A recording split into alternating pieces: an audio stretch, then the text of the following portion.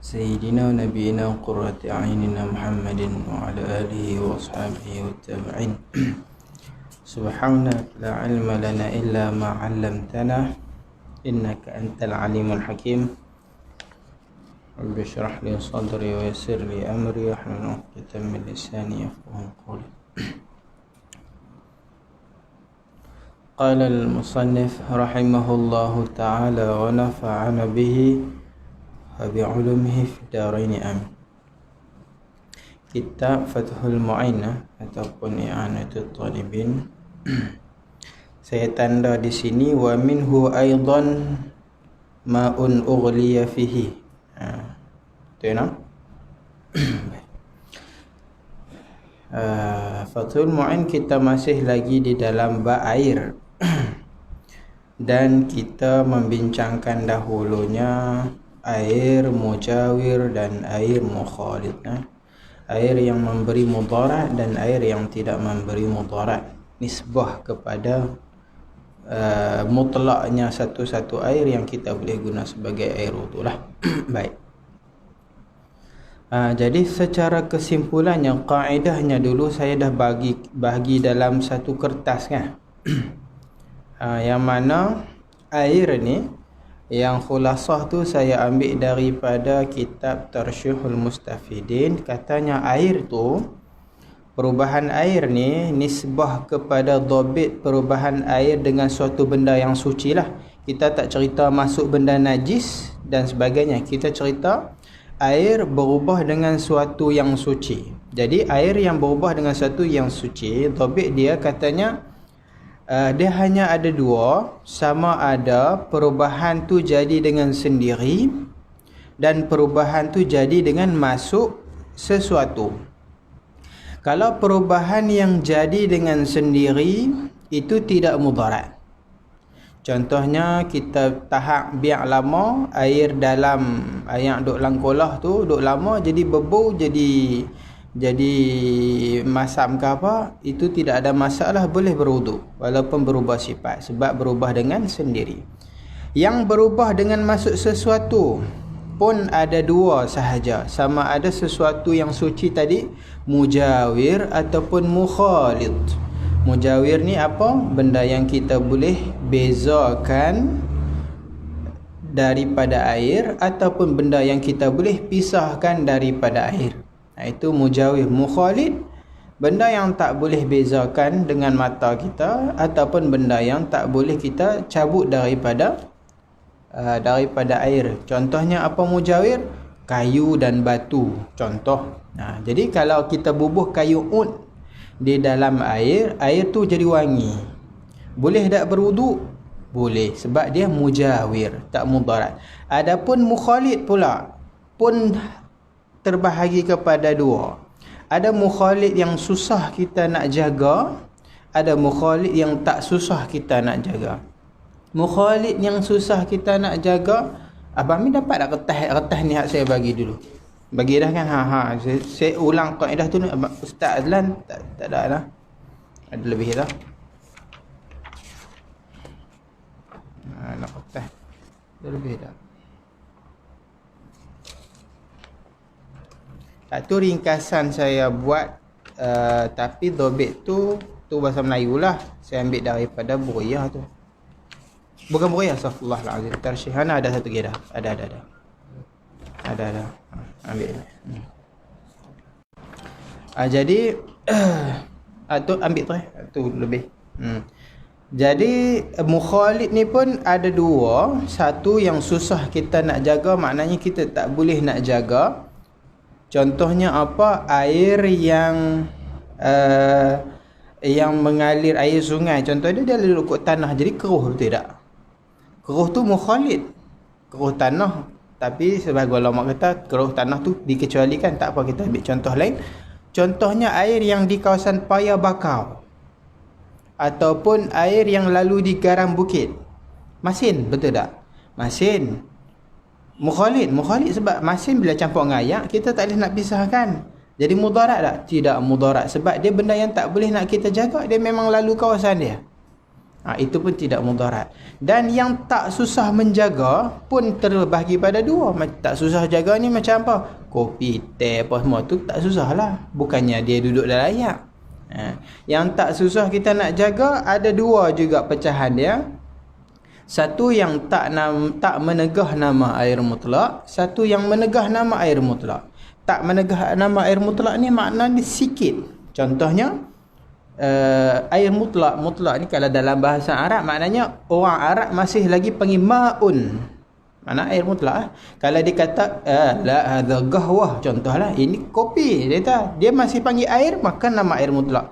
Kalau hitam sampai dia kata ini kopi, itu hilang nama air mutlak. Baik, jadi air kalau hanya masuk kopi sikit, keruh sikit, titik sirap 2, 3, 4 titik, jadi nak pink sikit-sikit saja, tapi orang tak panggil sirap lagi, orang masih panggil air. Mai tu ambil ayak tu, ni bukan ayak ni, sirap. Tak merah pun, dia dah sikit-sikit. Jadi tidak mudarat perubahan yang sikit. Kalau yang memberi mudarat perubahan, maknanya orang tak panggil dah nama air, orang panggil sirap, orang panggil kopi, orang panggil oren, pun terbahagi kepada dua. Yang menegah nama air mutlak pun terbahagi kepada dua. Satunya daripada tanah ataupun garam laut, dan satunya selain daripada keduanya, yang bagi contoh dia sirap, kopi dan sebagainya. Maka kata ulama, kalau tanah dan garam laut ketika percampurannya tak mengapa, sebab garam laut tu asal, tanah pun juga salah satu daripada taharah. Jadi ayak kita buh tanah berubah jadi keruh, kita buat basuhan 7 tu memang campur dengan tanah. Ataupun garam laut, bukan garam lain lah.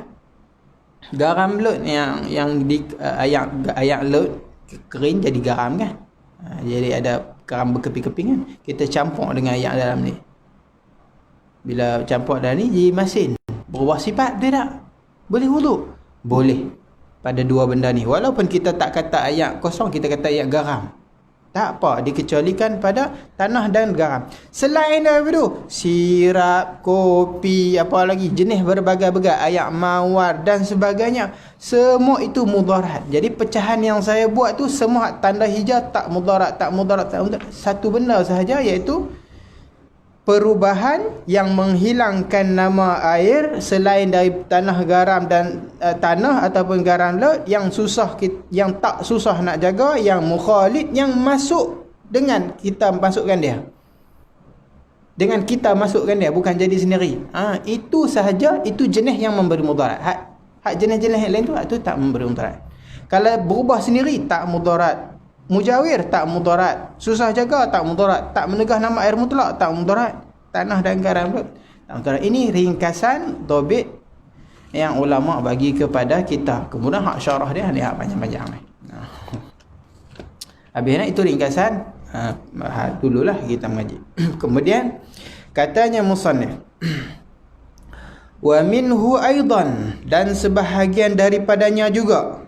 Sebahagian apa ni? Sebahagian daripada mujawir. Jadi faham mujawir ini, perubahan mujawir tidak memberi mudarat. Maknanya kita masih boleh berwuduk walaupun berubah. Ma'un, satu air yang ughliya fihi, air yang dipanaskan padanya air, pada seumpama nahwa burrin, seumpama gandum, wa tamrin, dan juga tamar, haitsu lam yu'lam, ataupun haitsu lam yu'lamin fisalu ainin fihi mukhalitatin, sekira-kira tak diketahui terpisah ain ataupun juzuk padanya, mukhalitatin, yang kita kata bercampur. Jadi kalau kita rebus, tak nak nasi lah. Kita masak nasi tu, ayak tentu berubah. Juzuk beras ada yang terpisah. Maknanya juzuk beras tu yang bercampur dengan air. Kalau ada, namanya mukhalid. Sebab mukhalid ni benda yang bercampur. Kalau tak ada, namanya mujawir. Sebagai contoh, kita rendam sahaja beras tu, haitsu lam yu'lam, sekira-kira tak diketahui. Kalau kita tahu tak boleh. Kita rendam ayat beras, duk lama jadi kelabu. Mula kita rendam tak jadi kelabu jernih. Duk lama dia jadi kelabu dengan sebab beras. Nak buat ambil wuduk, tak ada ayat wuduk, tengok satu tong timba beras kita nak buat. Contohlah orang rendam mana kita tahu, kenduri kan, kenduri banyak sikit. Nah, kecemasan ni nak wuduk ni, nak sembahyang. Orang ni tak ada. Kita duk proses basuh beras hari tadi, kita rendam dulu beras. Ayat buka pipe tak ada pula dah. Ada apa? Beras hak kita rendam nak masak satgi petang ni. Boleh tak? Boleh. Ni berubah sifat. Dia mujawir, berubah dengan mujawir, bukan mukhalid. Tapi hak masak tu tak gamak ambil. Gagak tu. Ataupun dia kata tamar yang kita masak. Cuma tu sekira-kira tak diketahui ada juzuk dia yang berpisah dan bercampur dengan ayat. Kalau ada juzuk yang berpisah, nasi dia serak. Dia serak berkembang. Bukan dia masuk layak. Kalau muai tak boleh. Muai itu bil kulliyah. Dia memang tukar nama ayat, tak nama ayat langsung dah. Sebab dia dah, orang panggil macam maraqah sup. Dia panggil kuah. Dia tak lagi nama air bil kulliyah.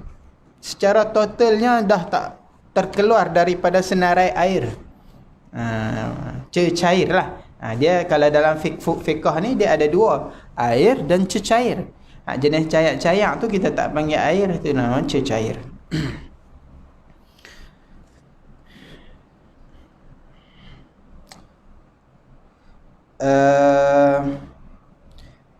Kalau di dalam i'anatul talibin dia kata kalau tu wa fi sin mim tu Ibn Qasim ya, singkatan daripada Ibn Qasim, maknanya syarah minhaj syarah ataupun hasyiah minhaj, hasyiah bagi tuhfah, hasyiah bagi tuhfah bagi Ibn Qasim ya. Jadi Ibn Qasim kata apa? Qala syarih, yakni Ibn Hajar lah, fi syarhil Ubbad. Dalam syarah Ubbad dia kata, Ibn Hajar kata kalau bijian contoh seperti bur dan juga tamar, kalau dia mengubah wahwa bihalihi, kita tak usik lah, maknanya kita rendam saja, kita tak buat apa-apa, kita bukan masak. Fa mujawir, dalam syarah Ubbad Syekh Ibn Hajar kata tak ada masalah. Kalau kita rendam benda-benda mujawir macam gandum, macam beras dan sebagainya, maka berubah air. Itu tak ada apa, memang nama mujawir. Tapi dia kata kalau kita masak, fa in tubiha, kalau dimasak wa ghuyira, dan berubah benda tu, walam yanhal minhu syai', dan tak terpisahlah, kita kata tidak ada juzuk beras tadi terkeluar yang bercampur dengan air, tak ada. Maka ada dua wajah. Maksudnya jawapannya ada yang kata boleh, ada yang kata tak boleh, ada mudarat, ada yang tak mudarat. Tapi dia kata yang aujah daripada duanya tidak ada athar, li mujarradit tabakh, semata-mata masak tak ada masalah, dia kata tak ada masalah. Jadi hasil ringkasannya, kita tak payah baca panjang-panjang dalam kitab Fathul Mu'in kata Bajuri. Kalau kita jumpa hasil, baca hasil tu lah. Hasil ni maknanya kesimpulan masalah ataupun perbincangan ulama ni. Hasil dia kata sama ada dia kata annama ughliya min nahwil hubub was thimar, benda yang kita panaskan ataupun kita masak daripada tanaman, kita kata bijian dan juga thimar ataupun buah-buahan ni, malam yughla, dan yang tidak dimasak, maknanya kita rendam saja. Sama ada hak masak, hak rebuih, ataupun hak rendam saja, kita tak masak. In tayaqqana inhilalu syai', in tayaqqana inhilalu syai' minhu fa mukhal. Kalau kita yakin inhilal, makna inhilal infikak, maknanya dia juzuk daripada bijian tadi pecah ataupun apa? Pecah ataupun mesra dengan ayat. Dia terjemah apa? Hancur dengan ayat, bersebati dengan ayat, maka namanya mukhalid. Wa illa, kalau tidak, kalau kita yakin dak ni bukan sebab juzuk bijian tu pecah ataupun hancur mesra dengan ayat, dak, maka nama mujawir. Jadi walaupun bau rasa, warna, itu tak masalah. Boleh buat wudu. Walaupun orang tak buat wudu, kita nak cerita hukum. Kita nak cakap adakah boleh? Cerita dia boleh. Walaupun orang tak buat wudu. Orang merendam air beras dah kelabu. Kita zaman moden, canggih, air kemudahan mewah. Zaman Arab dulu tidak ada. Mana ada paip, mana ada perigi mudah semudah kita. Depa nak air pergi ambil air di telaga. Kan cerita Arab zaman dulu-dulu nak minum kena pergi ambil kat telaga. Kat bawah lah bekas di telaga balik rumah.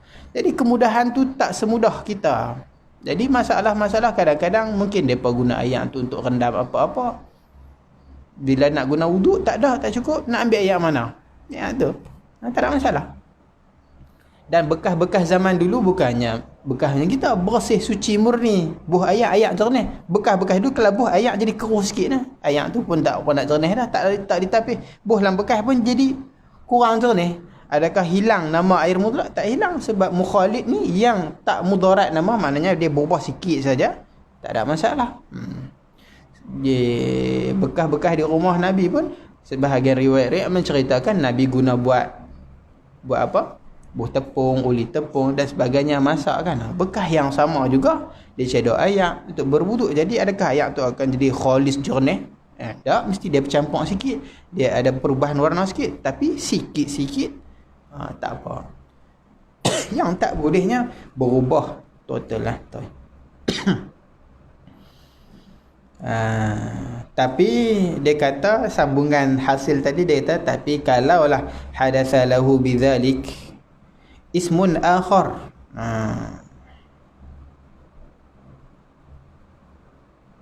walaupun berlaku dengan masak tadi, nama yang lain.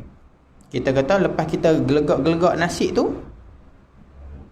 kita tak kata ayak kosong dah. Kita kata keruh lagu ni ayak nasi walaupun dah kita panggil ayak nasi. Sebab apa? Sebab perubahan dia dengan mujawir. Ingat baik-baik, antara mujawir dengan mukhalid, mujawir tidak beri mudarat. Walaupun tertukarlah nama, walaupun kita rendam kayu ut, kita kata oh ni ayak kayu ut dah ni. Walaupun tertukar nama, cuma dia kata, dan satu lagi tambah, dia kata malam yansalib anhu itlaq ismil ma bil kulliyah, selama mana tak tertanggal daripadanya nama itlaq air ataupun air mutlak itu bil kulliyah, secara total tak ada nama air langsung ni. Sekira-kira kita nama apa kalau tak ada nama air? Kita kata marak lah, kuah, pekat. Dia pekat lah, jadi kuah dah. Dia tak jadi air dah ni, bukan tukar biasa-biasa ni. Secara kulliyah air tu tak boleh dipanggil air. Maknanya dia pekat, contohnya likat, yang tu tak nama air dah lah. Tu kita panggil kuah dah tu. Kita tak panggil dah air kopi, air apa, kita tak panggil, bukan berubah sikit-sikit dah, berubah secara total tu. Tu tak boleh. Tapi setakat berubah sifat, satu dua sifat, dan kita buh nama lain, itu tak ada masalah. Benar wadah nah?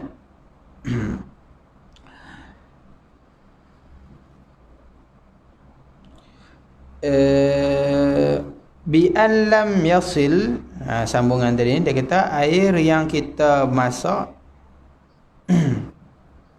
yang kita tahu tak berpisah juzuk dia yang bercampur dengan air. Bi an lam yasil ila haddin, dengan sekira-kira tidak sampai kepada satu had, bihaitsu yahduth lahu ismun akhar kal maraqah, sekira-kira tak berlaku baginya, tak terjadi baginya satu nama yang lain seperti kuah.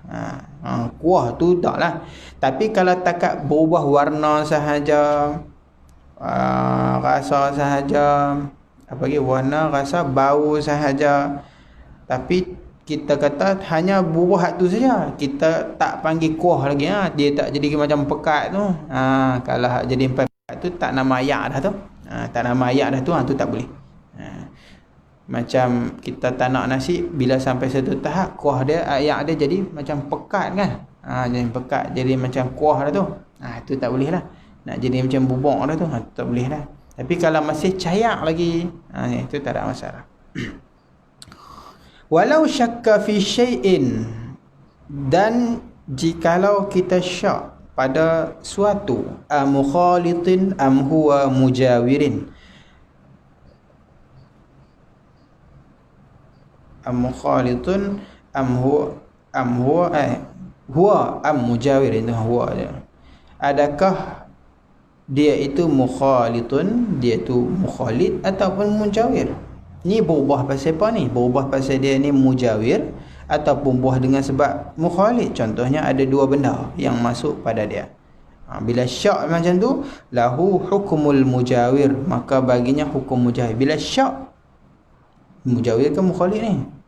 Ataupun benda tu kita tak tahu, benda tu dia ni termasuk mujawir ke mukhalit, tak tahu. Kita hukumkan mujawir. Sebab benda yang kita syak, kita benda yang kita syak, kita tak hukumkan mukhalit lah. Sebab asal air itu tidak mudarat. Mukhalit ni bermudarat. Maka untuk memudaratkan suatu benda yang yakin, kita tak gunakan hukum syak. Al-yaqinu la yuzalu bisyakki, kan? Benda hak kita yakin dah suci, maka kita tak tukar hukum tu dengan suatu benda yang syak. Jadi antara mukhalit dan mujawir ni yakinlah tak mudarat. Adapun syak kita adapun mukhalit tu kita syak. Jadi kita tak guna benda hak syak tadi.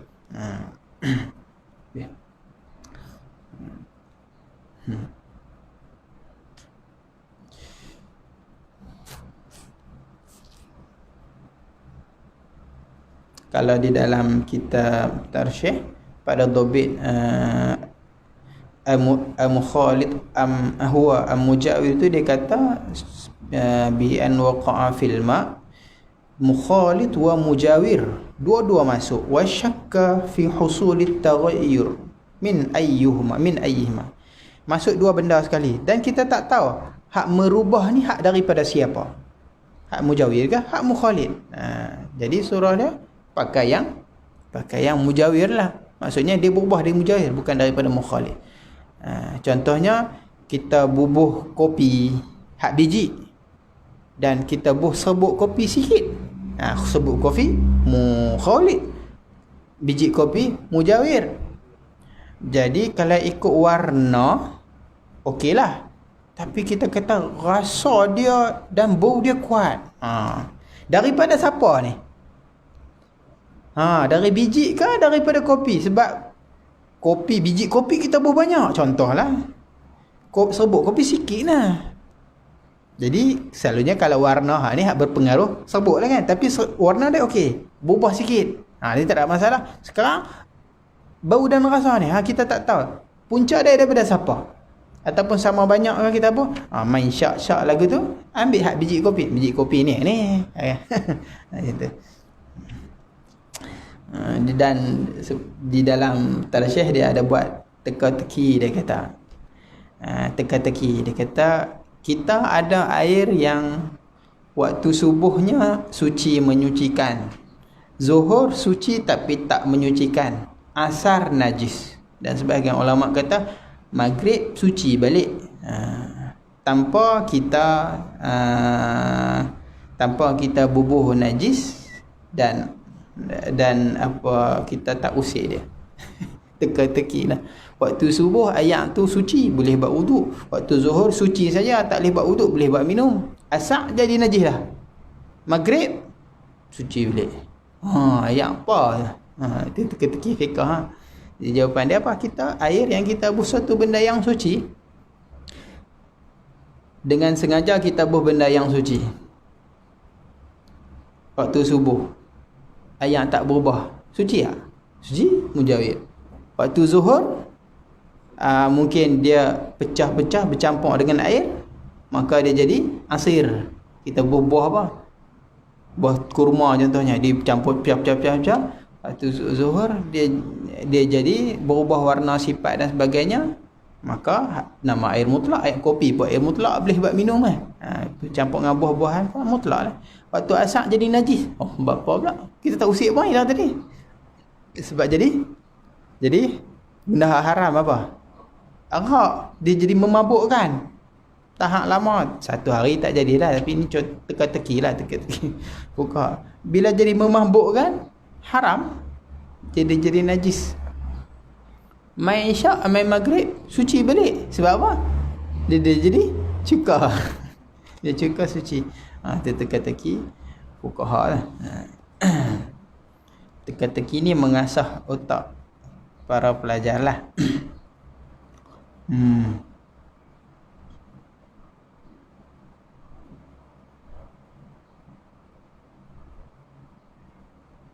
Wa biqauli. Wa biqauli ataf pada mana? Ataf pada wa kharaja biqauli. Kalau di belakang tu dia kata wa kharaja biqauli bi khalid. Nak keluar dia kata bukan hak termasuk dalam mukhalid. Ini nak cerita benda mujawir juga. Suatu benda yang ghaniya anhu wa biqauli ghaniya anhu. Ada keluar daripada wa kharaja biqauli ghaniya anhu. Keluar daripada suatu yang terkaya ataupun suatu yang tak berhajat ataupun suatu benda yang susah menjaga. Begitu. Ma la yustaghna anhu. Ghani anhu ni maknanya suatu yang tak susah menjaga macam tu. Ma la yustaghna anhu, barang yang tidak terkaya daripadanya. Maksudnya sesuatu benda yang susah kita nak jaga daripada air. Benda kalau terjemah kitab Jawi terkaya lah kan. Jadi suatu benda, nisbah benda suci dengan air ni, ada benda yang terkaya daripada air, ada benda yang tak terkaya. Kaya dengan terkaya ni bahasa lain kita kata berhajat dan tak berhajat. Ataupun kita kata benda yang kalau ayak tu kaya daripada dia, maknanya ayak tu tak berhajat dengan dia lah kan, betul tak? Contohnya apa? Macam kopi dengan air. Apa air tu berhajat kepada kopi untuk kopi tu masuk sekali? Ada. Sebab kopi tu duk asing, ayak tu duk asing, maka air tu terkaya daripada dia. Tapi itu terjemahan kitab lama. Kitab Jawi lah. Kalau macam garam bukit, tu air tak terkaya daripada dia. Sebab ayak memang kena lalu atas dia. Dia kata aku terpaksa duduk sekali dengan dia. Aku tak terkaya daripada dia. Aku berhajat kepada dia. Aku tak kaya memerlukan dia. Maksud dia ayak tu lalu di situ. Memang tak dapat tidak air tu. Jadi ada benda yang tak dapat tidak air tu mesti kena dengan dia. Tak terkaya. Contohnya apa? Contohnya kama fi maqarrihi wa mamarrihi. Contohnya air itu berada di maqarrihi. Maqarrihi ni tempat kediaman. Tempat air tu menetap. Wa mamarrihi, dan juga tempat laluan air. Ada benda yang merubah air, tapi benda tu memang duduk di situ. Maqar, tempat kediam air, dan mamar, tempat laluan air. Min nahwi tin. Contoh dia dah seumpama tin. Tanah. Ayak sungai duk lalu ke tanah tu. Mana nak jernih ayak? Tak boleh buat wuduk ke tu ayak sungai. Tambah main musim hujan, tak boleh buat. Ada. Ini benda yang tak terkaya. Pecahan kita dah buat kan. Kalau mukhalid itu terkaya, maknanya tak terkaya maknanya tak susah menjaga.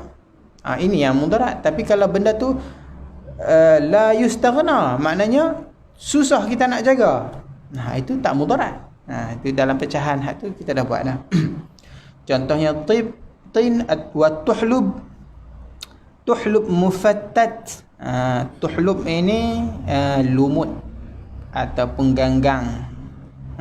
Ganggang ataupun lumut. Orang panggil tuhlub. Alga ke apakah. Jadi benda-benda bumi ni, air tu kalau lama-lama kita tak ada naik lumut dia. Jadi lumut ni mengubah kadang warna dan bau dan sebagainya. Ataupun kita kata ayak sungai tu memang lalu di tempat yang berlumut. Contohnya laluan tu yang telah jadi semula jadi gitu. Kita ada satu paip longkang saluran air yang mana dia dah berlumut ataupun tumbuh-tumbuhan hijau. Ayak duduk lalu kat dia. Bila lalu kat dia, tentulah terkesan, betul tak? Bila terkesan dengan mungkin bau. Bila kita tadah ayak kat bawah ni, bau tak bau bersih. Kita kata bau lumut. ataupun bau pokok-pokok teratai, dia memang lalu ke sungai tu, kawasan tu memang tumbuh-tumbuh pokok-pokok teratai dan sebagainya, dia lalu, maka kita akan bau benda tu ataupun rasa benda tu. Itu tak mudarat. Sebab apa? Dan dia kaitkan mufattat yang hancur, lumut yang hancur bersara dengan air. Sebab apa? Sebab kalau lumut yang tak hancur, itu namanya mujawir. Kalau mujawir kita dah bahas, tidak ada masalah kan.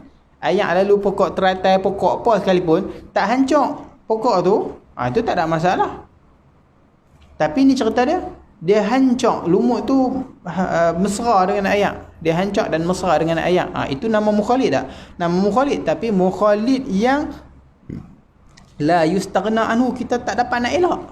Contoh yang paling mudah, air lalu di atas geram bukit, memang laluan dia mamarrihi. Macam mana nak elak air tu daripada rasa masin? Maka mudarat tak mukhalid yang macam tu? Tak mudarat, sebab benda tu la yustaghna anhu, tak dapat tidak. Contoh lain lagi, wa kibrit.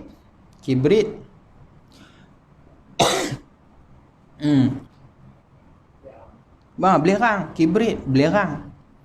Kita tasawuf ada satu nama, kibrit ahmar. Kibrit ahmar tu susah nak cari lah, benda yang susah. Kibrit yang warna merah. Kita tasawuf tahap tinggi. Dan lain-lain lagi lah. Contohnya air tu di kawasan yang berkapur. Contohnya kalau dalam hasyiah dia sebut wandaraja tahta nahu nurah, masuk juga, termasuk juga dia kata nurah kapur wa zirnih. Zirnih ni asnik. Ni semua benda-benda bumi lah ni. Air ada kawasan tu kadang-kadang rasa belerang, kadang-kadang kalau di sebelah Yaman kita rasa kapur tu kan. Dia tapih jernih lah, ada tak tapih. Jadi warna okey, bau okey, tapi bila minum ada rasa kapur sikit-sikit. Sikit-sikit tak apa, tapi walaupun kalau banyak macam mana banyak, rasa kuat ni tak ada masalah juga. Sebab apa? Sebab dia la yustaghna anhu. Tak terkaya, susah kita nak jaga. Tapi kalau benda keras ketui, tak ada masalah juga, sebab tu mujawir. Mujawir banyak ke sikit tak ada masalah. Mukhalid kalau banyak bermasalah, kecuali banyak yang la yustaghna anhu. La yustaghna anhu.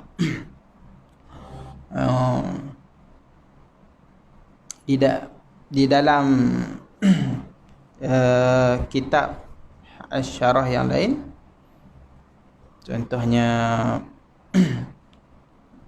Tarsyikh dan juga kitab lain, dia kata kalau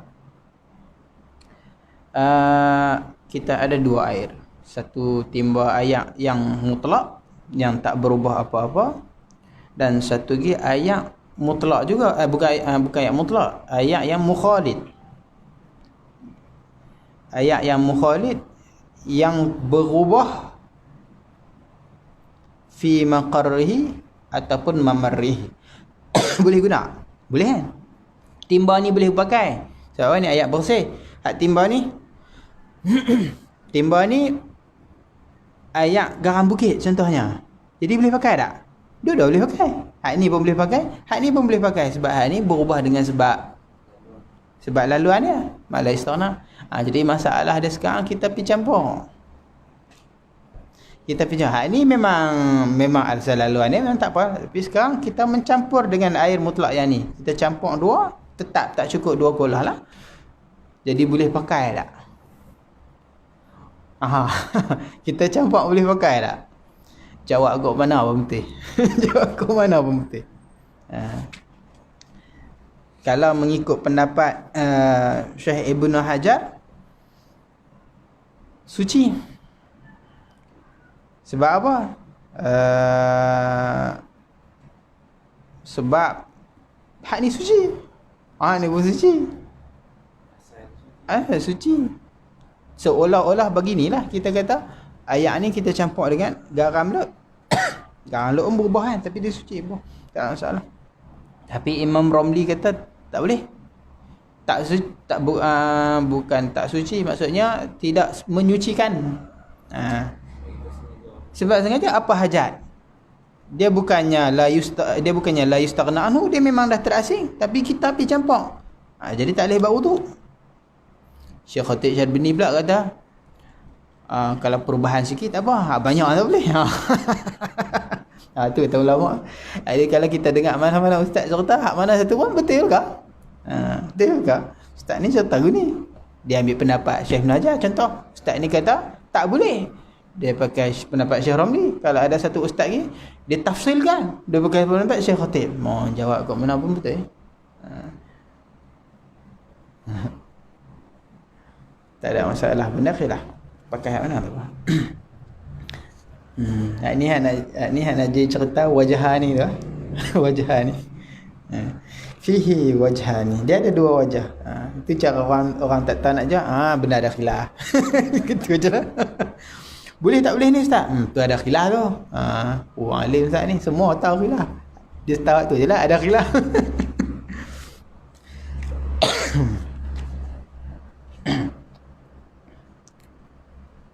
Kisah apa? Kisah ni Syekh Abdullah bin Semit dia cerita dulu. Dia apa ceritanya, Syekh ni dia orang Badui, dia mai dari kampung Badui, dia alim lah, dia sangat alim. Anak-anak murid dia kagum dengan dia lah, dengan tahap kealiman dia.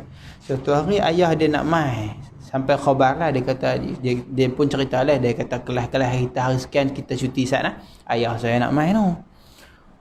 Anak-anak murid pakat tengok, oh kalau Syekh takat ni ayah dia lagu mana jadi benda tu sampai ke telinga Syekh. Jadi Syekh ni malu nak bagi tahu ayah dia ni orang Badui. Ayah dia tak reti apa, tak tahu apa. Akhirnya mereka pun minta Syekh nanti buatlah satu majlis apa, kami pun teringin nak berjumpa dengan ayah Syekh. Syekh pun kata tak apa, silalah. Bila ayah dia mai rumah, dia pakaikan ayah dia dengan jubah, sorban. Lepas tu dia bagi tahu ke ayah dia, ayah kalau ni anak murid tanya apa-apa jangan jawab pelik-pelik, jawab wajah ni. Ada dua wajah. Nah, ada khilaf. Boleh kata gini boleh kata gini boleh. Apa saja soalan dia jawab wajah ni. Ayah dia kata, senang lah gitu. Jadi mufti. Lepas tu bila anak murid dia berkat mai, dah sembang apa, pakat Syekh kami nak tanya masalah boleh tak? Ayah dia kata sila tahu mafi musyilah, tak ada masalah, silakan. Dia pun bertanya masalah. Ayah dia pun kata wajah ni, ada dua wajah. Lepas tu yang hurai siapa? Anak dia. Maksud ayah saya, Syekh ni kata begini, pendapat ulama ni kata begini. Semua soalan dia jawab mudah je, wajah ni. Sampai ada satu orang anak murid ni, dia macam cerdik sikit, dia kata mudah jawab ni, wajah ni. Dia ambil satu pamungkas punya ni, bagi terkena ni. Dia pun tanya, afillahi syakkun, adakah pada Allah itu satu syak, ada syak? Nak jawab macam mana? Dia pun jawab wajah ni. Maknanya apa? Boleh nak syak boleh, tak syak pun boleh. Tu dia aku. Anak buat tu dia pakai tepuk kepala. Tapi anak ada ni masya-Allah alim yang cerdik. Dia kata, sabar dulu. Maksud ayah saya dua wajah pada i'rab, bukan dua wajah pada syak. Boleh i'rab begini, boleh ini memang pada afillah syak dia ada dua i'rab. Boleh jawab dah. Kemudian adalah orang sambung kisah dia dengan berlawan debat dengan ahli isyarah tu kan. Ahli isyarah tu tunjuk satu, dia tunjuk dua kan. Macam-macam cerita. Ala kuliah ulama ni, kita nak abad cerdiknya tu, dia cepat tangkap. Dia ada jalan keluar dia.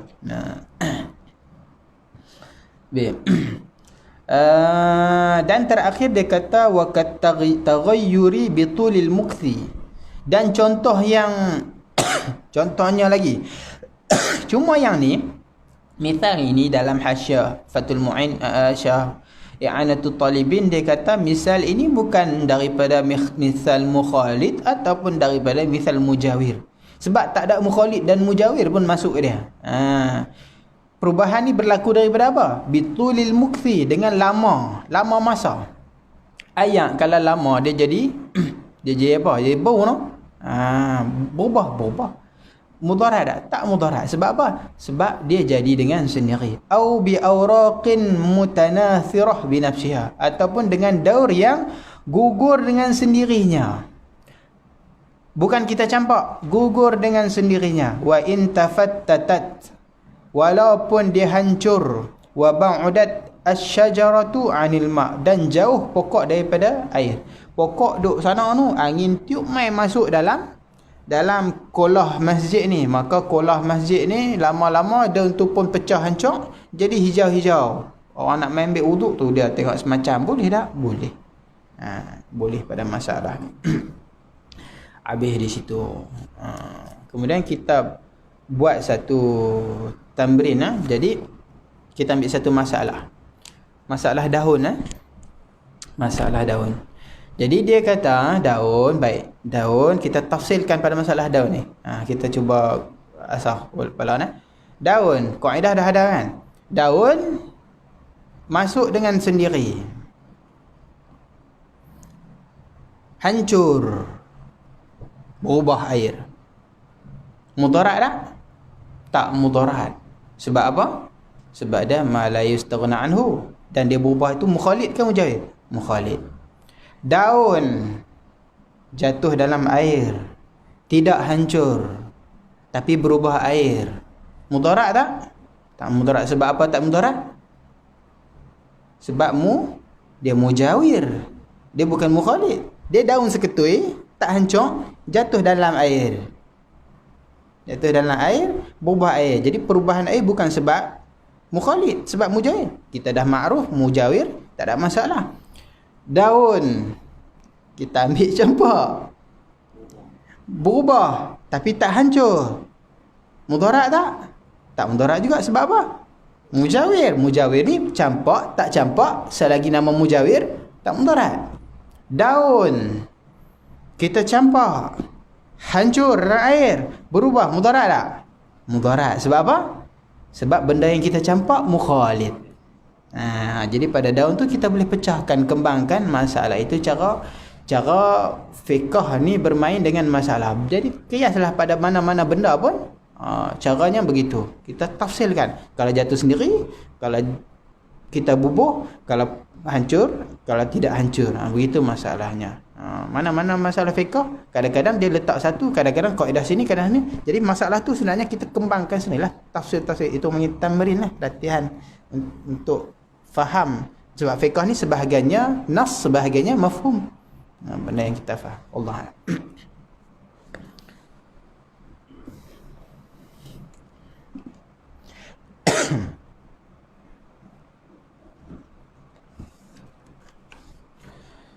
Minhajul Abidin. Baik.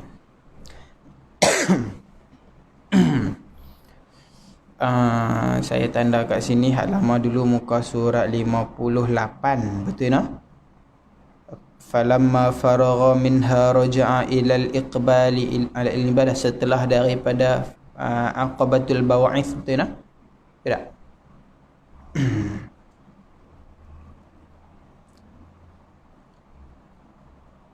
Jadi sepintas lalulah kita ulang. Jadi Imam Al-Ghazali ni dia menceritakan kepada kita kitab yang sangat unik, yang mana cara karangan ini tak ada di dalam mana-mana kitab ataupun karangan-karangan dia yang sebelum. Imam Al-Ghazali ni dia dah banyak buat kitab tasawuf. Salah satu yang paling masyhur, semua orang tahu, Ihya Ulumuddin. Sangat besar kitab tu, sangat hebat. Dan tebal belaka. Tebal daripada ni lagi lah. Dia tak ada syarah pun dah 4 cetakan lah. Kalau cetak, sebahagian cetakan tu 4. Tambah pula dengan hak syarah dia jadi 10. Banyak minhat ni nipis lah. Jadi Imam Ghazali ni dah buat kitab yang cukup besar. Tapi malangnya ada orang yang tidak begitu mendalami di dalam ilmu ni. Bila dia baca di dalam kitab Imam Al-Ghazali, dia dapati ada benda yang menyalahi dengan ilmu dia lah. Dia rasa tak kena Imam Al-Ghazali ni, salah ni, ikut hadis Al-Qurannya salah. Bukan Imam Al-Ghazali salah, tapi dia tak faham. Selalunya berlaku sangat-sangat kepada orang awam. Ada orang alim pun tapi awam nisbah ilmu tasawuf. Walaupun dia alim tapi awam nisbah ilmu tasawuf, maka bila dia tak faham, kalau dia serah kepada Imam Ghazali tidak ada masalah. Tapi masalahnya dia condemn, dia kritik. Kata Imam Al-Ghazali ni tak sepatutnya orang yang dah faqih fuqaha lagu ni cakap lagu ni, merepek lagu ni. Maka dia condemn benda yang ada di dalam Ihya, kritik benda yang ada di dalam Ihya dengan bukan kritikan yang kita kata beradab. Jadi dia kata Imam Ghazali ni salah dan sebagainya. Jadi Imam Al-Ghazali ni dia tak marah. Dia kata buat macam mana dah depa tak faham. Tu masya-Allah Imam Al-Ghazali. Cuma dia kata Allah datangkan ilham kepada dia bila dah jadi macam tu, dia pun dapat satu ilham untuk mengarang satu karangan yang boleh diterima oleh semua orang.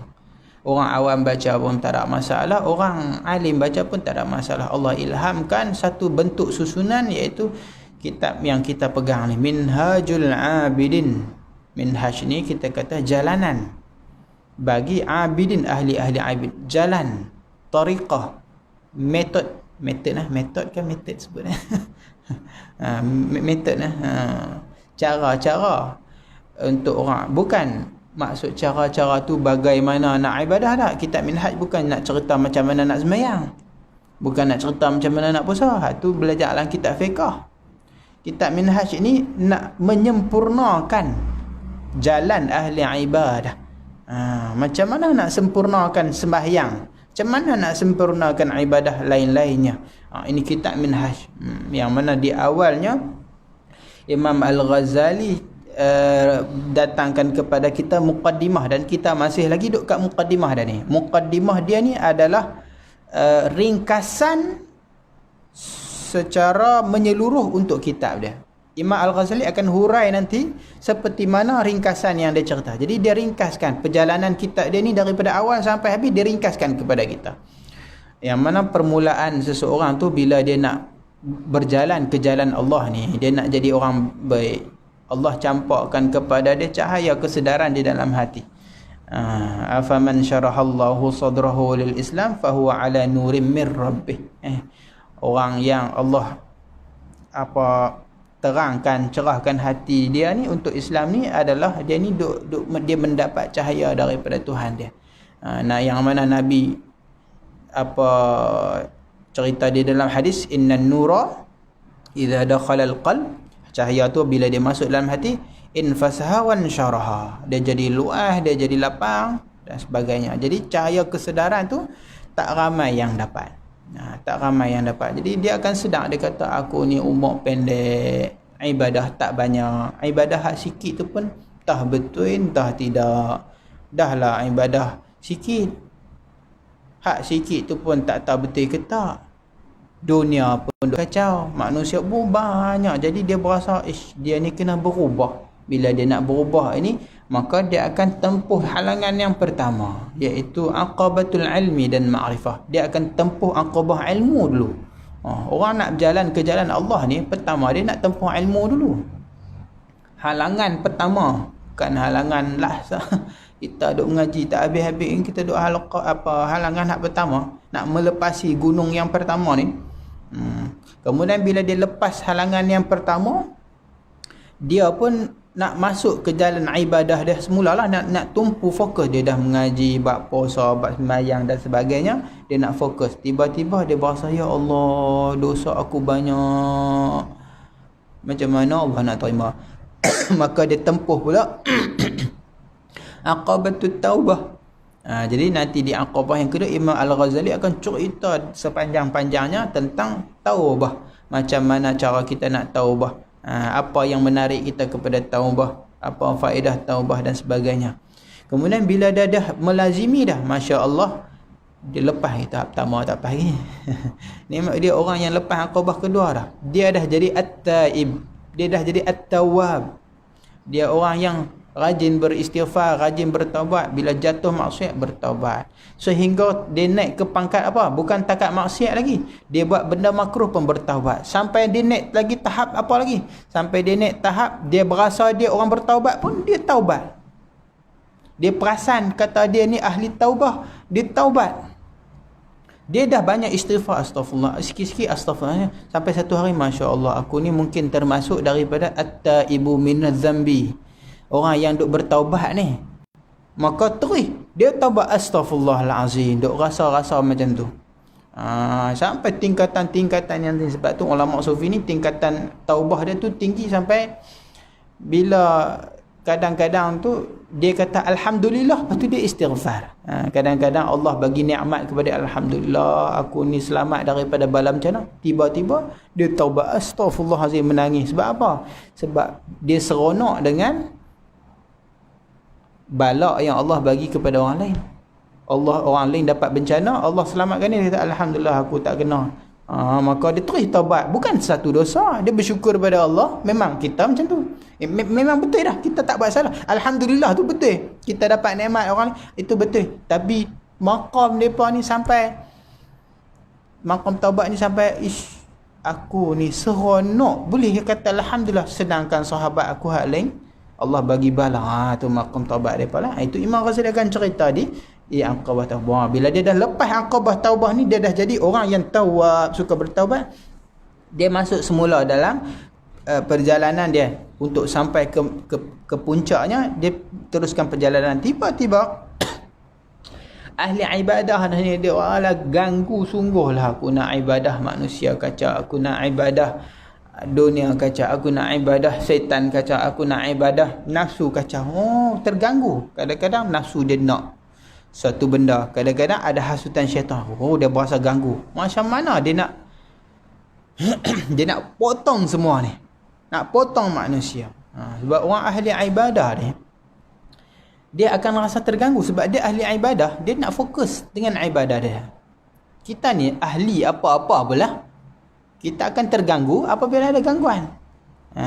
Betul tak? Kita kalau kita ni ada hobi, ahli dengan suatu benda, apabila ada orang kacau kita, manusia ni mengganggu kita, kita ni time-time ni kita buat kerja. Contohlah kita tukang, aku hari ni kalau tiap-tiap hari lepas zuhur aku akan buat kerja, bertukang kerja aku. Tiba-tiba lepas zuhur ni lah kawan-kawan kita suka duk main menyembang, main minum kopi dengan kita rasa terganggu tak? Kerja kita hak tu, kita kan lain lah. Kalau hobi-hobi saja-saja, orang main pun kita tak terganggu, tak apalah, kita saja-saja. Ni tak kerja kita hak tu. Hampa ni bukan tak tahu aku buat kerja time tu, pasal apa duk main, kita akan rasa terganggu. Ahli ibadah ni macam tu. Dia time ni aku nak sembahyang, time ni aku nak puasa, hari ni aku nak puasa, hari ni aku nak baca Quran, gini. Tiba-tiba anaknya bunyi, isterinya bunyi, kawan-kawannya datang. Tak salah, mereka tak salah. Isteri, anak tak salah. Kawan datang ziarah tak salah. Benda tu tak salah. Tapi dia akan rasa terganggu. Sebab tu mereka suka beruzlah. Bila rasa terganggu ni, macam mana nak mengatasi semua ni? Itu Imam Ghazali sebut pula dalam Aqabah yang ketiga, Aqabatul Awaiq. 4 gangguan penghalang kita, yang mengkait-kait, menarik kita. Apa dia? Manusia ganggu kita. Apa lagi?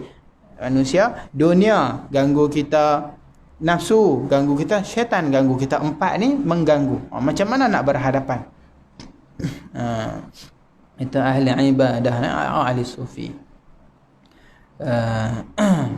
Kemudian bila dia dah mengatasi dah, dia boleh uzlah, dia boleh duduk seorang-seorang, dia tinggal dah. Dia tinggal manusia, dia tak banyak berkawan dengan orang sangat. Dia nak tumpu. Dia tumpu sembahyang, dia tumpu puasa, baca Quran dan sebagainya. Tiba-tiba ada lagi benda yang ganggu dia dalam perjalanan, iaitu apa? Al-awarid, lentangan. Ada benda duk main duk di depan dia. Allah, dia tak nak lajak sikit, ada lentangan. Apa dia? 4 juga. Rezeki, khatir. Rezeki ni sangat-sangat banyak lah. Kalau penuntut ilmu ni, untuk ilmu pun jenis ibadah juga. Jadi benda paling dirisaukan sekali banyaknya rezeki lah. Rezeki, khatir, lintasan, fikir macam-macam. Allahu Akbar, aku ni ke depan macam mana? Allahu Akbar, duk fikir. Syadaid, kesusahan, sakit, demam. Jadi benda-benda ni mengganggu ibadah kita. Tiba-tiba Allah bagi penyakit, Allahu Akbar, macam tu. Jadi ganggu.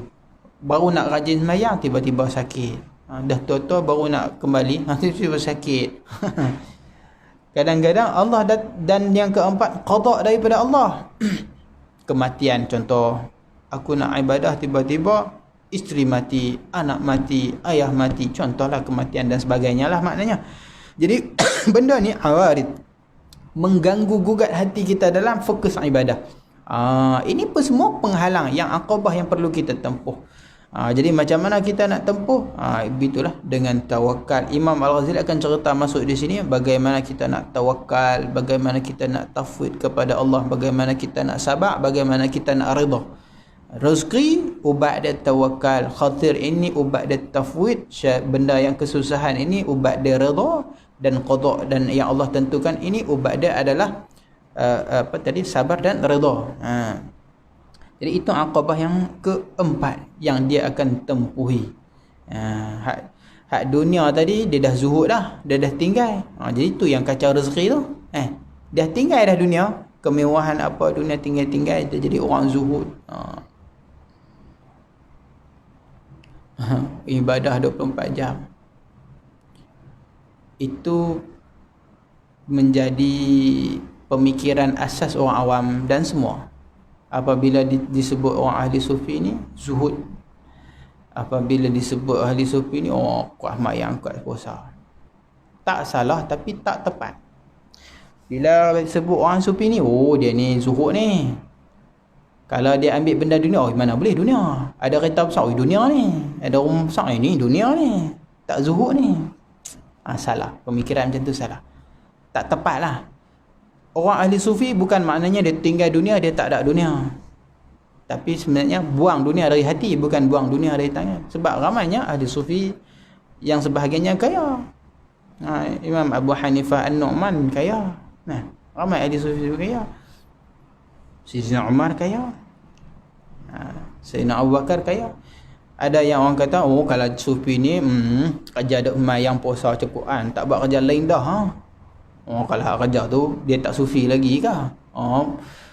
Tak salah, sebab memang ada ahli sufi yang hanya ibadah 24 jam. Tapi tak tepat. Bukannya semua ahli sufi yang 24 jam ibadah. Ada ahli sufi yang sibuk dengan urusan berbagai-bagai. Contohnya Umar Abdul Aziz. Contohnya Sayyidina Abu Bakar.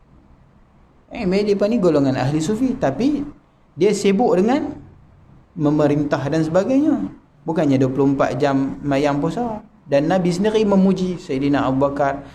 Kata Nabi apa? Ma faddalukum, Abu Bakar ni tak lebih daripada kamu nisbah sembahyang puasa. Bukannya dia lebih tangtu dengan kamu lah. Bahkan kamu ada sebahagian yang lebih. Tapi Sayyidina Abu Bakar ni lebih kat mana? Allah campakkan rahsia kat dalam hati tu. Dia nak makan lebih dari sahabat ni. Tapi bukan sebab bikathratis salah, bukannya sebab banyak sembahyang. Jadi pemikiran orang ni kadang-kadang pada ahli sufi ni dia mesti zuhud dunia, maknanya tak ada dunia. Itu tak tepat lah. Bukan salah dah, tapi tak tepat. Itu aqabah-aqabah yang ulama tempuh. Dan ada sebab-sebab lah. Ada sebab-sebab kenapa ahli sufi sebagainya tinggal dunia dengan bukan dekat dalam hati dia, kat tangan-tangan pun dia tinggal. Ada sebab-sebab dia lah. Nanti ulama Imam Al-Ghazali cerita, dia akan senaraikan. Dan yang kelima yang kita baru baca hak kelas terakhir dulu adalah aqabah al-bawa'ith. Apa dia aqabah bawa'ith? Dia dah kuat tawakal dia, dunia pun dia dah boleh tepih dan sebagainya. Tapi ada masalah. Diri dia ni kadang-kadang dia berasa malas. Memang macam tu kita ibadah ni time main syekh baca Quran sehari. Mau kalau boleh nak khatam 30 juzuk hari tu kan. Tu main syekh tu. Ada hari nak puasa, ada hari kita kena nak sembahyang ya. Pada hari kita nak pegang tasbih ya. Mai ada hari malas, apa pun tak buat. Bukan kata semuka muka surat, apa pun tak buat. Satu rakaat pun tak, tu main malas. Jadi memang nafsu kita tu naik turun, kita tu tak berada di maqam yang stabil. Maqam ni maknanya dia stabil di satu tempat. Ahwal ni naik turun. Kita ni duduk mai acah-acah kat rajin sak malas. Jadi itu aqabahnya. Aqabah yang kelima, bawa'ith. Masalah ahli ibadah ni satu je. Ada rajin, ada malas. Dan bahkan kadang-kadang dah lah malas, tiba-tiba nafsu ni nak buat jahat pula.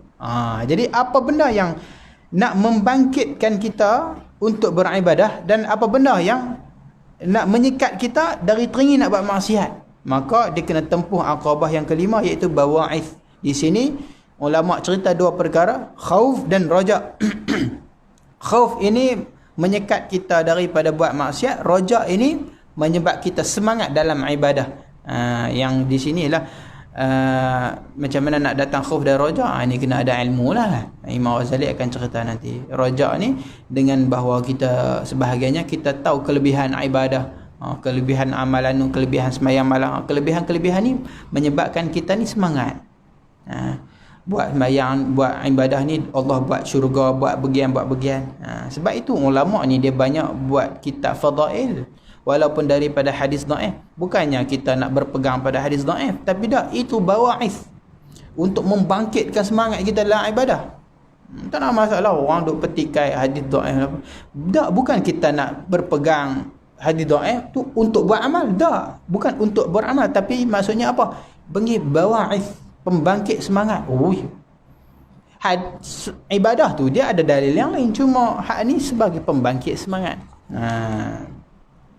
Dan juga mesti ada khauf. Maka khauf ini menyebabkan kita tersekat daripada dosa. Jadi Imam Al-Ghazali nanti cerita dua benda ni secara panjang lebar. Khauf ni kita kena kuat lebih. Khauf ni tak ada habis rosak kita. Iblis yang hebat pun dia berasa hebat, dia tak ada khauf, tunggin. Dia ibadah 80,000 tahun. Imam Ghazali kata bukan 80 tahun, 80,000 tahun ibadah, bukan hidup, ibadah 80,000 tahun pun tungging. Kita ni cap-cap ayam ni, kan?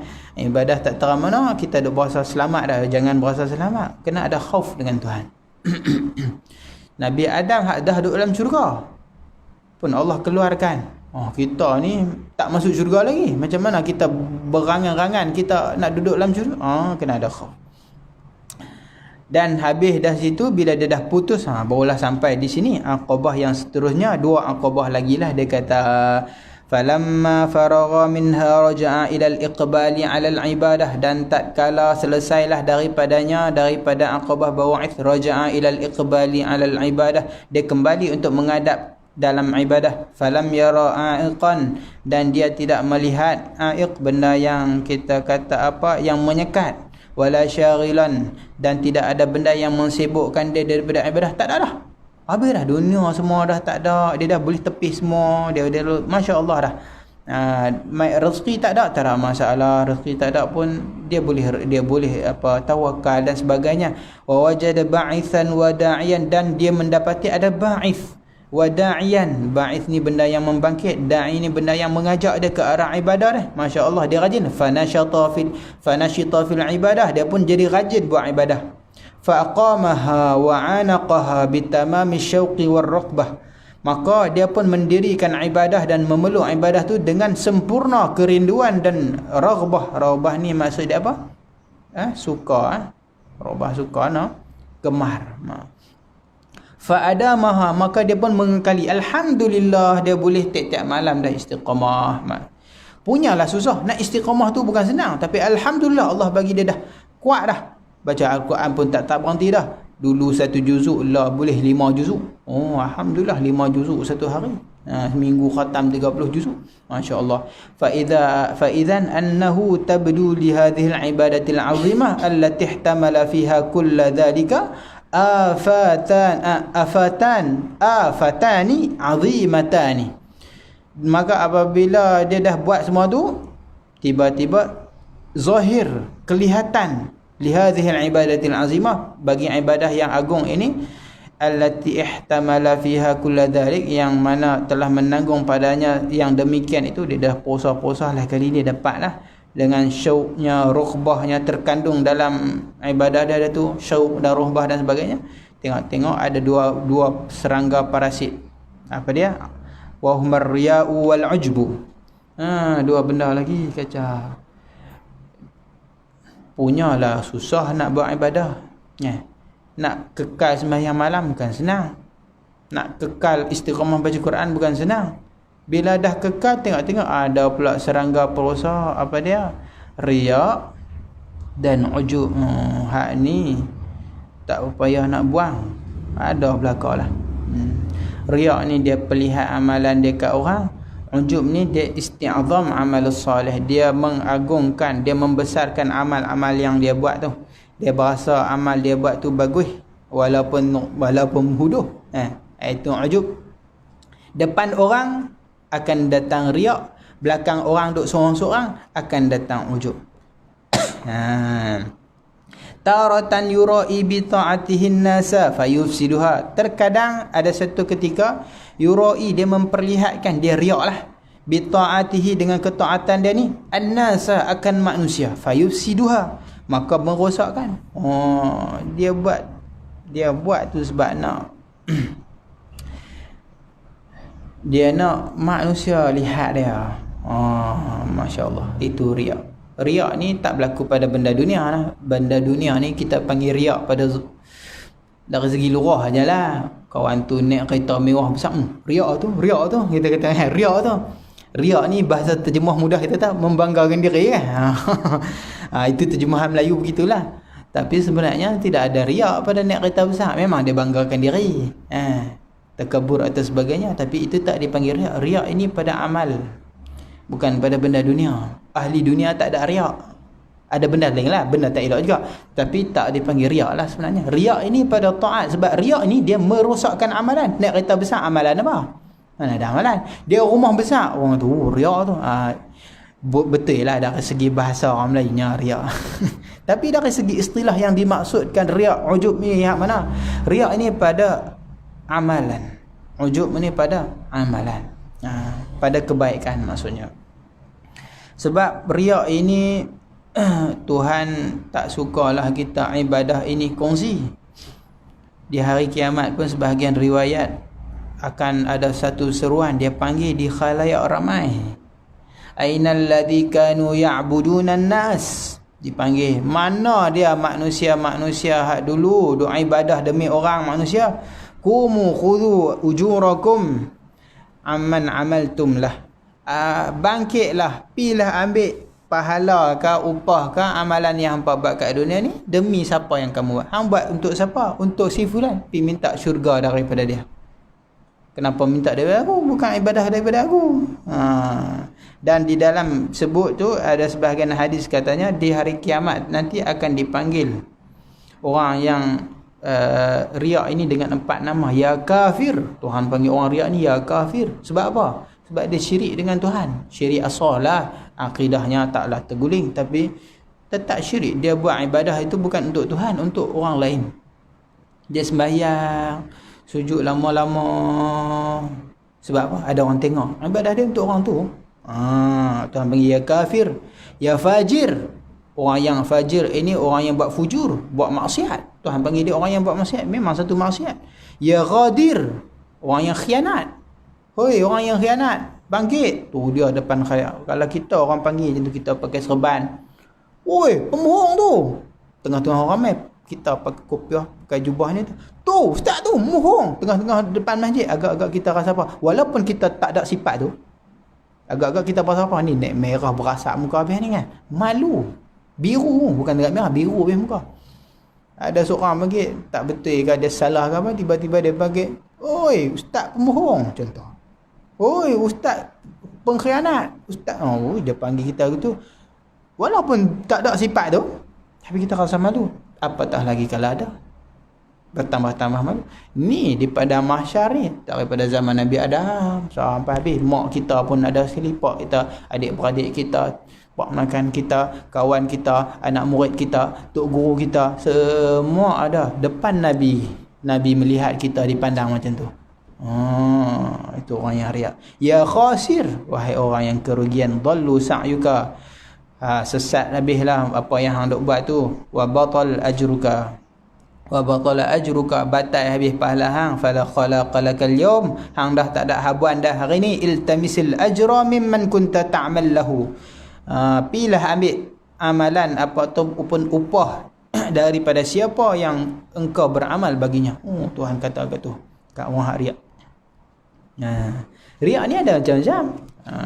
Ada riak, riak ni maknanya dari berbagai. Ada orang riak dengan badan, dia bagi kurui supaya orang kata dia ni kuat besar. Celak kat ada. Sembahyang sengaja tenyeh kat tempat kasar-kasar nak dapat hitam tu, nak pergi dapat hitam, tak dapat gini hitam ni. Orang tak panggil ahli sujud ke ni. Pergi sembahyang hak kasar-kasar, kapek kasar. Orang Arab sembahyang kat kapek kasar-kasar tu kadang. Ada setengah orang jenis kulit hitam. Nak bayi bukan susah, buh bawang putih tidak, buh pelekat bawang putih ni esok dia naik bekas. Ada orang buat begitu, ada orang buat tu dia buh bawang putih tidak. Itu bawang putih dia berlari ke sebelah. Panggil bagi bekas hitam belah ni. Orang kata, hitam apa kau tu? Hang sujud kat mana tu? Aku saja sujud kat tepi. Punyalah nak. Allahu Akbar. Ada kisah orang yang mana orang dulu-dulu dia azam, dia kata aku nak beribadah. Cerita ni cerita ulama yang dinakalkan daripada Hasan Al-Basri. Dia kata ada seorang pemuda yang dia kata dia nak buat amal yang akan disebut-sebut orang. Amal yang luar biasa lah. Kita kata dia orang pertama masuk tiap-tiap hari selama 7 bulan, 8 bulan, dia tiap-tiap hari dia dulu masuk masjid. Sebelum Tok Siak, Tok Bilal kah, Tok apa kah, dia dulu. Dan dia orang last sekali keluar. Sembahyang, Quran, mana-mana majlis ilmu dia duduk terpacak. Setiap amalan ni dia buat, puasa dan sebagainya, supaya orang tengok dan orang sebut. Tapi sayangnya mana-mana dia jalan, orang duk mengumpat kata dia tu riak je tu. Dia buat untuk manusia, tapi manusia tak hargai, tak puji dia pun. Dia nak pandangan manusia, tapi manusia tak puji. Sampailah dia berasa aku ni tertipu, penat. 18 bulan aku duk buat, penat lagu ni. Pahala pun tak ada, apa pun tak ada. Maka akhirnya dia rasa insaf. Maka dia kembali kepada Allah. Hanya dengan beberapa ketika dia ikhlas kepada Allah. Tiba-tiba dia lalu dia dengan manusia sama. Masya Allah, fulan ni rajin ibadah, rajin buat amal. Dia kembali kepada Allah hanya beberapa detik sahaja, Allah angkat dia. Tapi hak sebelum ni dia buat bukan kerana Allah, berbulan-bulan manusia kan nak pandang pun. Pandang. Ini yang Tuhan kata, orang yang beriman yang buat amal soleh ini, Tuhan saya ja'alu lahum, Allah jadikan bagi manusia ni ar-rahmah wal wud. Rahman wal wud, kasih sayang. Allah campakkan. Sebab apa? Hati-hati manusia Allah yang pegang, bukan kita. Kita tak boleh ubah hati-hati manusia.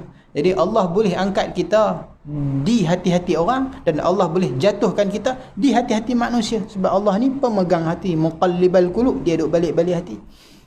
Jadi kita kalau berasa manusia tak suka kita, tak usah duk prosah ambil hati dia. Minta kat atas, ya Allah manusia tak suka aku. Nanti Allah akan kalihkan hati. Sebab Allah tu pemegang rahsia hati. Ada orang yang riak dengan kelakuan, dengan pakaian. Di depan orang Masya Allah tunduk saja, apa-apa Masya Allah tunduk, supaya orang kata dia ni tawadhu'.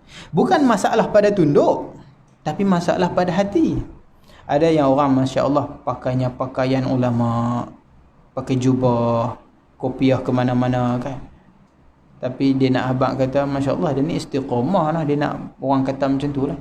Bukan masalah pada pakaian, pakaian tu sunnah, memang kita dituntut. Tapi masalah hati kita, kita buat tu atas apa? Ada yang orang sujud lama-lama, baca Quran, elokkan baca Al-Quran di masjid-masjid. Di rumah tak baca, di rumah tak sujud, di rumah tak sembahyang macam tu, di rumah macam cak ayam je, cocok.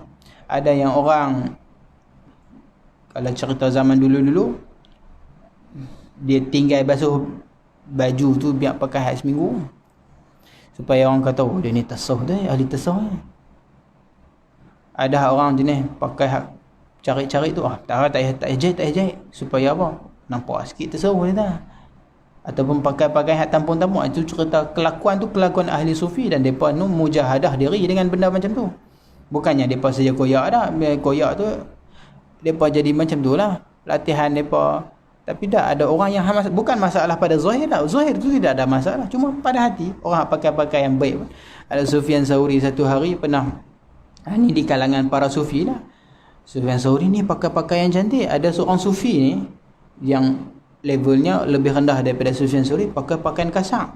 Sebab apa? Latihan untuk memecahkan nafsu.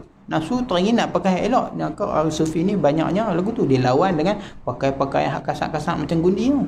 Tiba-tiba dia tengok Sufyan Tsauri, depa ni sama-sama Tok Wali, depa kenal lah link tu dah. Tengok cam dah. Dia tahu ni Tok Wali, maka dia pun pi sebagai nak menegur, pipi kepada Sufyan Tsauri, dia pegang baju Sufyan Tsauri. Nak abang kata hang pakai kain lembut sangat. Ahli sufi apa ni? Pegang baju, tak kata apa-apa lah, pegang saja. Sufyan Tsauri ni tu pun Tok Wali tinggi, dia pun tahu apa maksud. Maka dia kalih, dia kata apa? Pakaian ahli syurga ni lembut-lembut luka. Ahli neraka je yang kasar. Sufyan Tsauri bukan nak tegak tang pakaian, sebenarnya nak tegak tang hati dia. Tang hati dia. Nak perbetulkan dia. Supaya tidak ada ni. Dia kata pakaian ahli syurga ni lembut, pakaian ahli neraka ni kasar. Cuba tengok dalam jubah aku pakai apa. Sufyan Tsauri ni di luar dia pakai yang lembut supaya orang tak nampak, dia tak nampak terzohir dia ni sufi, tapi di dalam dia pakai paling kasar. Hak pakai tu bekas di kulit. Sufyan Tsauri. Dia tak tonjolkan benda-benda hak macam tu kat orang. Itu Sufyan Tsauri. Dia bukan masalah pada pakaian, tapi masalah pada hati. Ada orang yang riaknya dengan perkataan. Dia kalau nak cakap mesti berhikmah, ataupun duduk di majlis orang ramai, mulut dia duduk kumat kami. Bukan masalah kumat kami tu, dia nak berzikir terpulang, cuma dia di depan orang macam tu. Depan orang macam-macam. Macam seolah-olah dia berzikir lah. Itu dipanggil riak lah. Di belakang orang tak mau. Ada orang yang amal ma'ruf dia tu berlaku pada ibadah. Apa jenis ibadah ni? Walaupun amal ma'ruf nahi mungkar. Ada orang yang amal ma'ruf nahi mungkar di khalayak ramai. Astaghfirullahalazim, apa buat benda macam ni? Syekh, ini haram.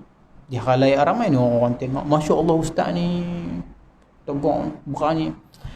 Tak ada masalah dengan tu, cuma hati dia tu supaya orang pandang macam tu. Ada juga riak yang macam tu. Tegur ni ada bagus di khalayak ramai, ada yang bagusnya di seorang-seorang. Seorang-seorang. Imam Abu Hanifah menegur anak murid dia di tengah malam. Anak murid dia salah ngejak. Dia tak tegur depan-depan orang ramai sebab anak murid dia dah jadi syekh. Dia ngajak. Imam Abu Hanifah dia tok guru. Padahal kalau tok guru dengan anak murid ni, hang anak murid yang alim, aku tok guru hang. Kalau aku tegur, kalau aku tak tegur, siapa lagi nak tegur hang? Tak ada masalah lah kan. Syekh, salah ni. Tapi masya-Allah Imam Abu Hanifah tak tegur anak murid dia depan orang ramai. Dia tunggu malam, dia pergi rumah, pelan-pelan je masuk. Supaya apa? Hatta isteri anak murid dia pun tak tahu kata Tuan Syekh datang nak tegur. Pelan-pelan. Assalamualaikum. Lu Syekh, tadi saya dengar kamu tadi ada begini abang begini ni. Tu kurang betul, dia tak betul gini. Imam Abu Hanifah. Sebab apa? Sebab tidak menjatuhkan aib dia lah. Dia sebagai seorang guru, dah jadi guru dah anak murid dia, maka dia menjaga muruah anak murid dia. Itu guru yang hebat lah. Tapi ada kalanya patut di depan orang ramai, ikut situasi lah. Masalah dia hati lah. Bila di depan orang ni, masalah dia hati lah. Ada orang panggil menzahirkan kemarahan apabila dengar mungkar. Bila orang dengar ada satu kemungkaran, astaghfirullahalazim, apa macam ni? Dia menzahirkan, padahal maknanya hati dia tak teramanah. Dia zahirkan macam tu sehingga orang kata, dia ni dengan maksiat cukup tak mau ni. Supaya orang kata, itu semua dipanggil ar-riya. Ni semua Imam Al-Ghazali akan sebut-sebut. Riya ni sangat-sangat ada pada orang masjid, ahli ibadah, dan pada orang yang mengaji, menuntut ilmu, dan guru-guru sekalipun. Dia tak terlepas lagi mana kita kata hati tak bersih, lagi itulah dia ada setengahnya riya ini disebut di dalam apa Sirajul Talibin sendiri disebut. Dia katakan ladzi yukaththiru dhikru syuyukh liyura annahu laqiya syuyukhan kathiran wastafada minhum fayatabaha bi syuyukhihi. Dia kata ada orang jenis dia sebut syekh ni begini, syekh ni begini. So masya-Allah dia ni mengaji merata, syekh ni dia kenal, syekh ni dia kenal. Bukan masalah dia bertemu syekh, Memang dituntut kita memperbanyak masalah hati. Ni cerita dia masalah hati. Bila dia sebut tu, apa niat dia, apa dalam hati dia. Kalau sebab tu tok guru kita tok Melayu kita nampak lekeh semua. Dengan pakaiannya nampak lekeh, dengan cara mengajaknya pun kadang tak ada, nak sebut hadis pun kadang tak apa nak dengar, kadang ayat Quran pun tak apa nak dengar, nak sebut kitab-kitab pun syekh-syekh ke jarang-jarang, kadang ada kadang tak ada macam tak seperti macam orang yang tengah muda. Saya pun muda setengah sangat sebut belaka kitab ni syekh no berbahaya juga benda-benda macam tu. Takut ada unsur riak di dalam hati kita. Tak tok guru tu kita tak nampak menonjol. Tok guru tu orang Melayu tak, pakaiannya pun tak nampak menonjol. Kadang-kadang jumpa tok tengah buat bendang macam tu kan, plekat kain baju sebab dia rendah diri. Tok guru Melayu kita ni dulu masya-Allah rendah diri, pakaiannya tak nampak. Tapi di dalam majlis ilmu berpakai dengan pakaian yang baguslah. Dan ketika ngajak pun tak nampak kemegahan dari segi tutur kata dia. Kata-kata dia tu penuh dengan cara yang tahu takat menyampaikan ilmu yang sepatutnya begitu. Dia tak melebih-lebih. Itu masya-Allah guru-guru kita. Depa dulu ni cukup dah dengan tarbiyah-tarbiyahnya. Itu kadang wa ukhra yamtani an zalik, dan terkadang pada waktu yang lain dia tertegah daripada riak tu. An zalik riak lah. Tapi dan wa yalumu nafsah, dan dia mencaci mencela diri dia. Astagfirullah, aku ni masya-Allah riak banyak ni. Astagfirullah. Tu kesedaran adalah hati. Tapi fayajabu bi nafsihi. Ujub pula ada duk seorang-seorang. Bila duk depan orang ramai, automatik main riak ni. Dia lintasan tu dia akan datang. Cuma kita ni tolak dengan tak tolak. Kalau kita layan, kita akan tambah teruk. Tapi kalau kita tolak bagus. Astagfirullah, kenapa aku nak riak? Kenapa aku sembahyang begini di depan orang, padahal tukang sapu sampah aja duk tengok aku. Aku nak cari redha daripada tukang sapu sampah, daripada Tuhan bagi sekalian alam. Kalau kita ikut akalnya, penghormatan siapa yang lebih agung? Tukang sapu sampah bukannya ada apa pun, tapi kita nak tunjuk kat dia, tukang sapu sampah je kerja dia cleaner. Bukan nak hina ada. Maksudnya pencarian kita tu dekat manusia macam-macam tu lah. Tukang sapu sampah, tukang ni, kita nak tunjuk. Tapi Tuhan agung tu duk tengok aku, pasal apa aku duk nak tunjuk? Astagfirullahaladzim. Tuhan masukkan kita dalam syurga bukannya sebab ibadah, redha. Perumpamaan dia mudah. Kalau kita ni pergi beli buah anggur di pasar malam, 1 kilo mungkin RM20, mungkin RM30, lalu kita bawa berjalan-jalan, Masya Allah kita jumpa raja. Kalau kita ada kenal raja lah contohnya, maka kita jumpa, tuanku, Masya Allah tuanku datang ke kampung saya tak ada hadiah apa, saya bagi buah anggur ni saya. Tuanku tengok, Masya Allah kamu baik sungguh, ingat dengan saya. Ataupun bos dia ke apa, maka bos dia pun ambil, dia seluk paket. Nah, RM500. Kita beli harga apa? Harga anggur tu RM20, RM18. Tapi dia balas dengan 500 ataupun 1000 dan sebagainya, mengikut kemurahan dia. Sebab apa? Sebab anggur? Tak. Sebab hatinya redha dengan kita. Dia suka, Masya Allah dia ni, aku suka dia, aku bagi hadiah. Tapi kalau tak suka, anggur apa buruk ni, pengawal tangkap dia, dia ni nak mempersendakan aku, bagi anggur yang buruk. Begitu amalan kita 2 rakaat tu tak ada nilai pun di sisi Allah, macam anggur yang murah tadi. Di sisi Allah tak ada nilai. Tapi kalau Allah pandang amalan kita, Allah redha dengan kita, Allah bagi syurga. Syurga dengan 2 rakaat tak padan. Syurga dengan nikmatnya yang besar, dengan tempohnya yang selama-lamanya, tak padan pun dengan 2 rakaat. Dengan puasa, saat puasa, saat tak puasa, dengan zikir kadang ingat kadang lupa, tak padan. Tapi sebab Allah redha dengan kita, Allah bagi syurga yang sangat. Tapi kalau Allah murka, hang buat 2 rakaat ni pun hak buruk ni pun huduh juga. Dahlah 2 rakaat sikit je, pun huduh duk tunjuk ke orang, ingatkan untuk aku. Apa balasan dia? Neraka. Itu cerita dia. Jadi benda ni fayuhbitul ibadah alaih. Dia akan membatalkan ibadah. Wa yutlifuha wa yufsiduha, sama makna. Itlaf dengan fasad sama makna. Maka rosak. Tu masalah 2 parasit ni.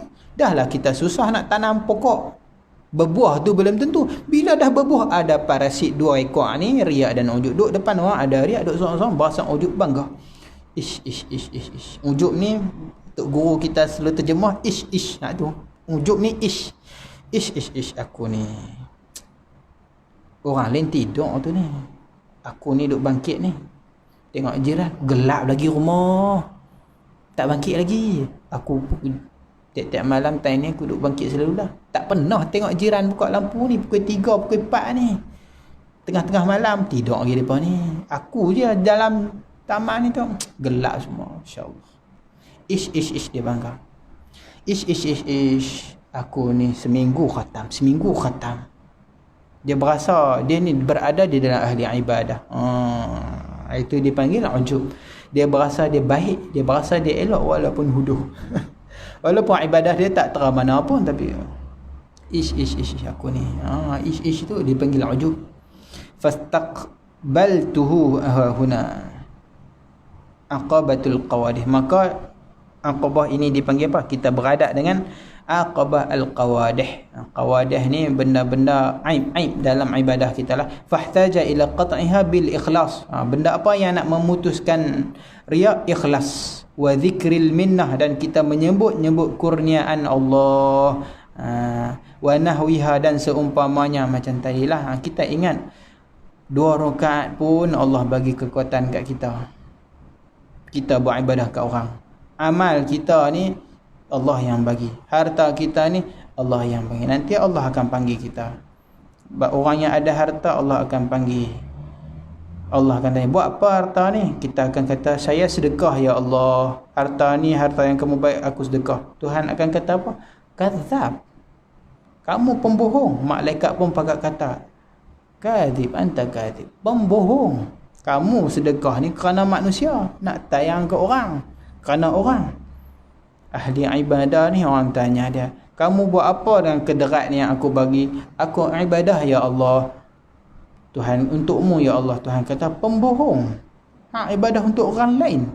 Tuhan akan kata cop kita macam tu. Tuhan yang kata, bukan manusia. Manusia kata pun kita sentak. Tuhan yang kata Allah.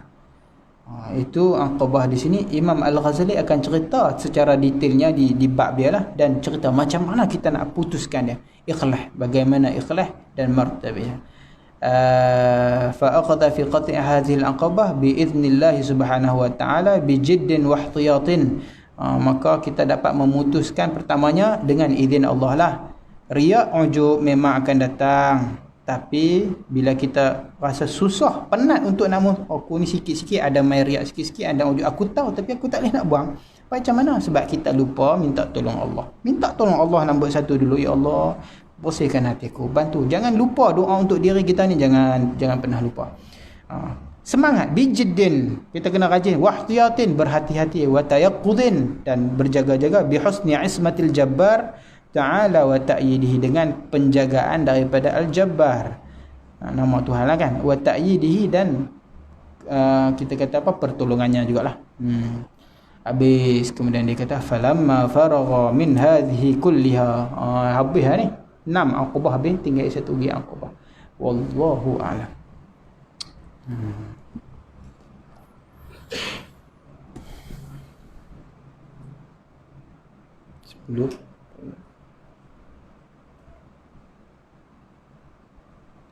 Kita mula tu pas 9 suku no.